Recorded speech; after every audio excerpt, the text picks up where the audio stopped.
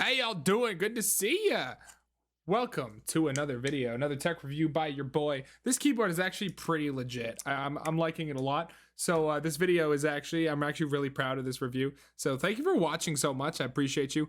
The moron who recorded the unboxing though kind of messed up the audio, so it's not great. So pardon me for that. But enjoy the video nonetheless. I think it's really good. Appreciate you. Into this unboxing, we got the Razer Huntsman Mini, and this is a keyboard I've actually been looking at for quite a few months now at this point. I really like the white color scheme and the RGB and the smaller form factor, so this is going to be a part of a bigger project later on when I actually am able to get it done. I'm not going to say too much right now, but we got a big project coming up involving this keyboard, and I'm really interested to see what's inside and kind of get a better experience of what this keyboard's like. This is also my very first Razer product that I've ever owned. Dang, look at that. That thing is pretty. Goodness gracious. So right away, I love that you get a perfect view of the keyboard itself right off rip when you open it up. We got a little bit of, let's see, propaganda in here. Looks like a sweet little letter thing here. Whatever. It just says, you know, just different stuff about the company. And then a nice, clean little instruction manual. I like this a lot. Okay, and then it's got all the simple stuff. Okay, I like this a lot. It's simple, gets straight to the point, tells you exactly what you need to know right away. That's really nice. All right, keyboard. Ooh, okay. All right. Let's see, anything else in box? There's nothing here. Before I make any comments about that, let's take a look at the USB-C cable. Ooh, man, that's a good quality cable. I mean, obviously, most people with their own custom keyboards are going to want to run a coiled cable, but this feels good. It feels good. I like how thick this is at the end. It just makes it seem more sturdy, honestly. It's a pretty decent cable. Not the best, not the worst. I think a coiled cable would suit this a lot better, though. And first reaction.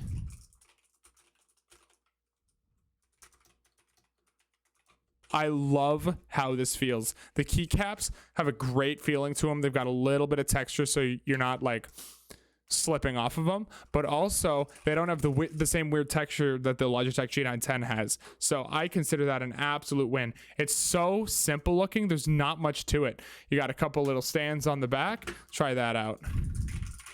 Yeah, I like that better. Just having the little bit of stand in the back, elevated just a tiny bit. And man, these keys feel amazing. Let's do a quick volume check.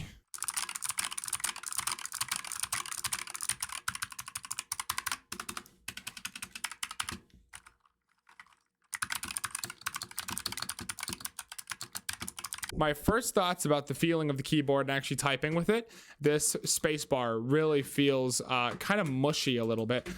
Like, it doesn't have the same feeling as the rest of the keys on the keyboard do. Like, a lot of them, they feel springy, they feel great with the purple optical switches by Razer. But the keyboard is, pardon me, the spacebar is a bit mushy, and I'm not sure how I feel about that. But otherwise, build quality, this is solid. I think this keyboard is obviously going to last a long time. It's not going to break on you. It's built well, and that's definitely something to look forward to, I guess. All right, let's get this thing plugged in and take a look at that RGB. All right, so first off, the very first thing that I can tell by just plugging it in, first of all, the port is actually recessed into the base of the keyboard. So that's actually a really cool feature in my opinion, because it's not going to bump anywhere. You like run a very low risk of it actually breaking off in the port, which is, not something that happens too often, I feel like, but it's a good feature to add in my opinion. I really like that. First of all, I'm going to show you this RGB is really sweet.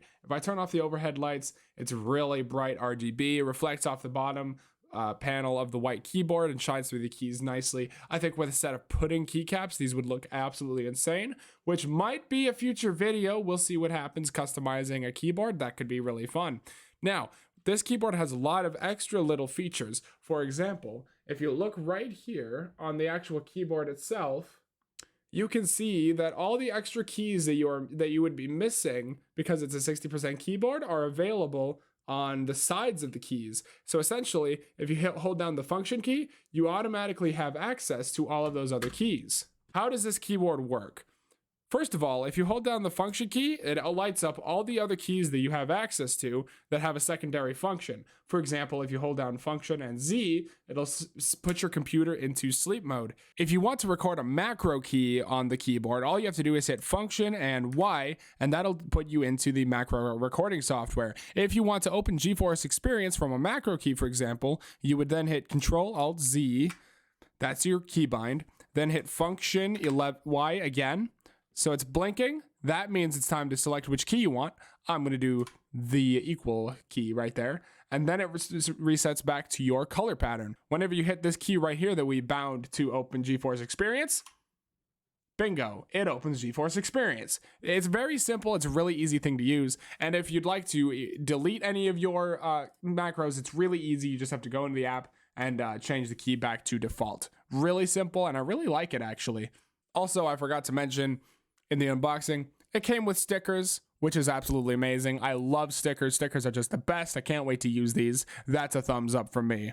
Honestly, through the Razer Synapse software, there's so many different things you can do with your keyboard. And you can basically turn a Razer keyboard into almost a Stream Deck with not as many possibilities or integrations as a Stream Deck, but you could do so many different things. When you go to type a key down, you can hear a slight metallic ping as it comes back up. So this could definitely use a lot more lubrication and insulation to make it a much quieter keyboard. But for the $80 price point, which is what I paid for the keyboard, I think it's really good, and I love how the keys feel. It's honestly my new favorite keyboard just with how it feels, compared to, of course, this Red Dragon keyboard here and my Logitech G910. It's really nice. I love the tiny form factor, but I honestly wish having the numpad and the arrows. I never find myself hitting function J to go left. I just delete whatever I'm searching so I can get to those arrow keys.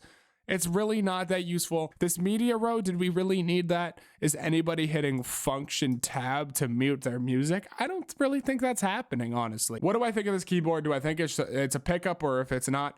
Honestly, for the price, $80 for a nice mechanical keyboard at this size, with this build quality, with the software that comes with it, I think it's absolutely worth picking up. I would probably give it a 7 out of 10 rating for overall quality in the keyboard, just because I know there's some really nice ones out there, like the GMMK Pro and some really nice custom keyboards, but this is definitely the best keyboard I've ever used, and I think it'll do very well in your setups. Plus, it looks really nice, really aesthetic. From what I've heard, the version 2 of the Huntsman keyboard line fixed a lot of the noisy problems, and they're a lot stiffer keys. It feels way better. I'd like to get one of those for a review on the channel at some point, but for right now, it's not coming up. We'll see what happens. Through the Razer Chroma Studio software, there are so many different lighting effects that you can add to the keyboard. My favorite is the wave, with a couple little modifiers set to it to give it the outwards flowing rainbow color. I absolutely love this, but you can add layers of effects just like in Photoshop to get some really cool stuff. So if you're a very creative person, the Chroma Studio is probably the best RGB lighting app that you can get. Now, obviously, I'm not that creative, so this is the one I went with.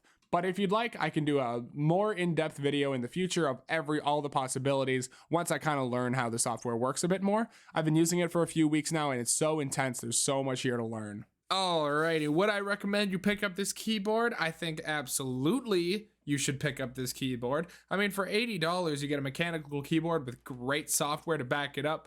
Obviously, it's Razer, so it's a little overpriced, but I don't think that really means too much. I mean, come on. You get what you pay for, and this thing is great quality. I'm in love with it, honestly. The V2 might be a bit better. We'll find out when I do a video on it, but 10 out of 10, would recommend. Go ahead and pick one of these up.